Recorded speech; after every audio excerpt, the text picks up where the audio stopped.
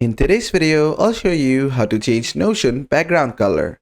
Now, for example, if you want to change the color of this text, you just select this.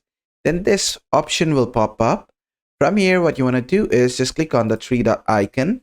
Then from here, just go to color and you can change it to any color. For example, let's say pink. And the text has been set to pink. But how do you exactly change the background of this text to some color? To do that, you select it again. After that, you click on the three dot icon again.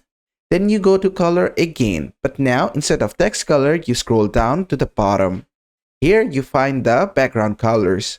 From here, you can set it to simply any background color. For example, let's say I set it to red background. And as you can see, I can see the red background over here. Let's say I have multiple lines, so this is another line. And I want to set this to green or something like that. So I'll just click on the three dot icon, go to color, scroll down a bit, and find green background and set that. And that is it. And basically, that is how to set background on Notion.